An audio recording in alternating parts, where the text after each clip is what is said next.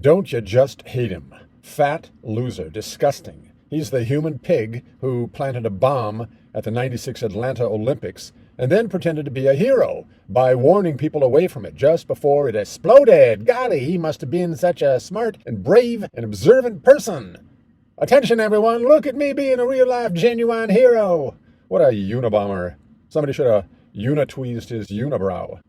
So they caught him, and it turns out he was just as much of a loser as we knew he was. Lived with his mommy, wanted to be a cop but couldn't hack it, so he settled for rent-a-cop. And then he died of being so fat, aged 44, heart attack, of course.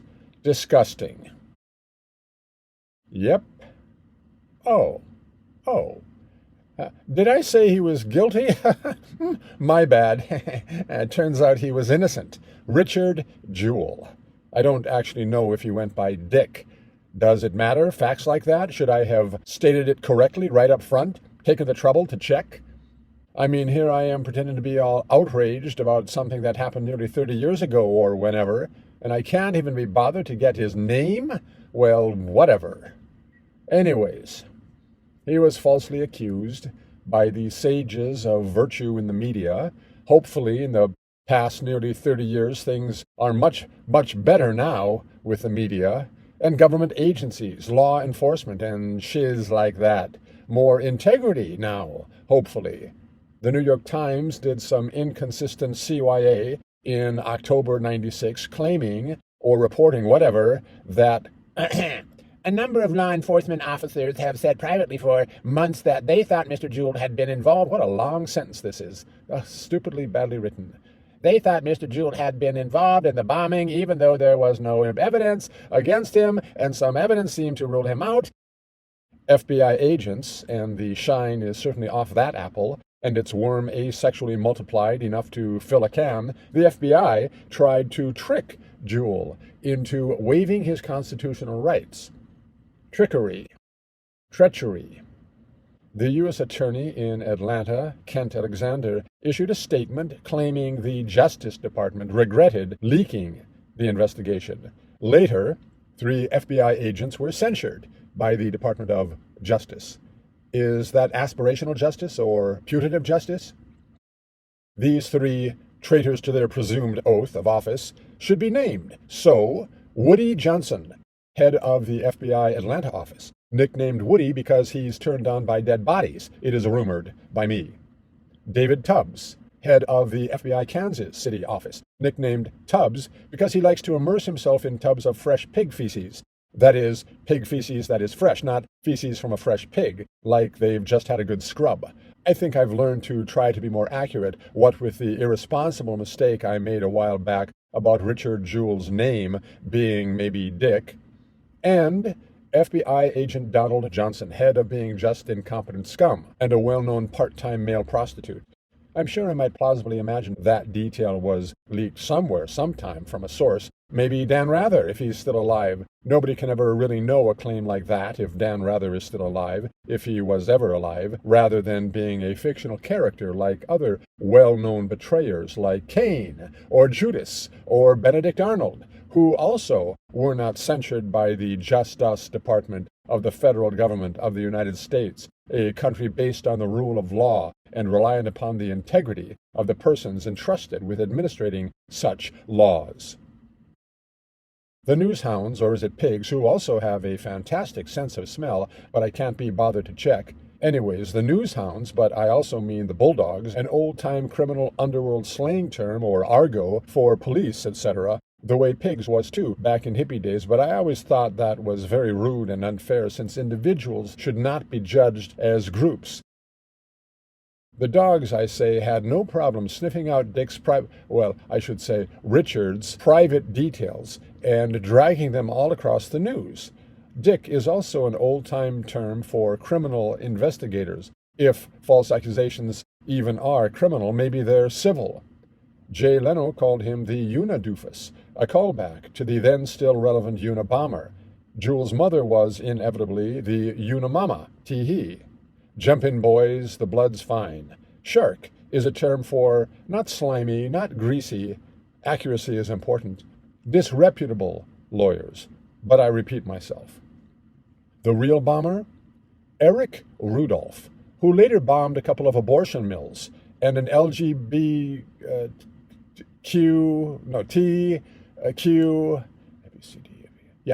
Q plus nightclub.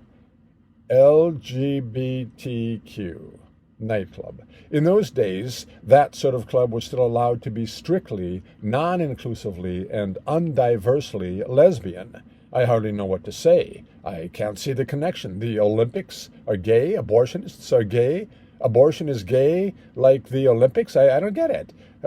Gays should be aborted at the Olympics? Huh? Dude's crazy.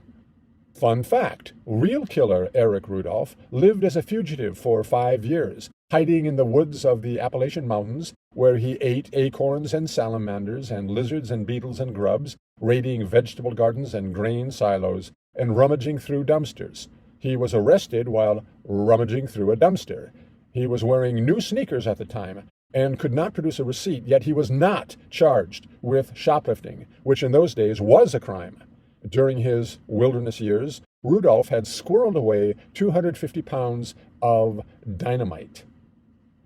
Bonus fun fact, Eric's older brother, Daniel, deliberately severed one of his hands from his body with a radial-arm saw and mailed this out as a videotape, which was a primitive precursor to the internet.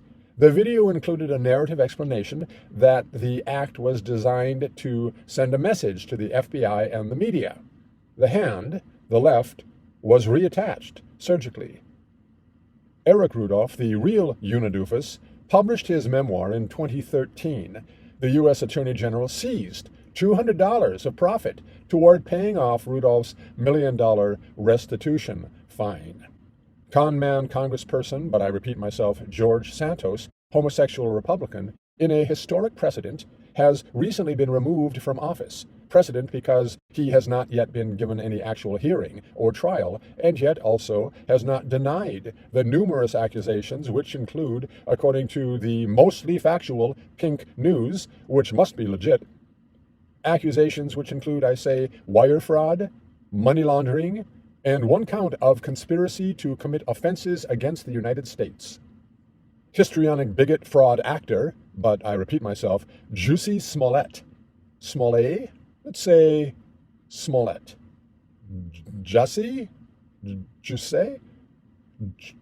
Smollett, who loved to pretend to be a victim of black MAGA thugs, was convicted, but remains shameless. One of these things is not like the others. The media whores don't care about guilt or innocence. They care about news, by which is meant agenda, fame, and profit, in that order for themselves. One of the whores, by the name of Tom Brokaw, reported of Jewell that speculation is that the FBI is close to making a case. They probably have enough to arrest him right now, probably enough to prosecute him, but you always want to have enough to convict him as well. There are still some holes in this case. Holes, in this instance, must mean innocence. Brokaw was probably a poet, to use words so elliptically, probably an axe-murderer poet, a drug addict, child-molesting axe-murderer poet. In the future, everyone will be falsely accused for 15 minutes. That's not the difference. The former congressperson, which spellcheck thinks is a word, and the former actor are unrepentant. Jewell was guilty of nothing. His record includes saving the life of a choking baby. The former actor pretended to be a race victim. Jewell was an honest-to-God hero. The posers and frauds have cut short their careers as surely as if they used a radial-arm saw. Jewell died because of damage done to his heart.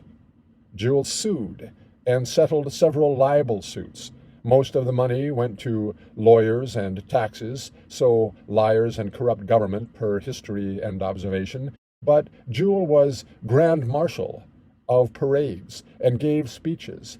He has a sort of monument, and Clint Eastwood directed a film about him in 2019. In terms of box office, it was Eastwood's worst opening weekend in 40 years. So now let's take another look at Richard Jewell, and we'll see a good man for all we know, and one certainly worthy of our public praise and respect. If only we could know about such things before it was too late.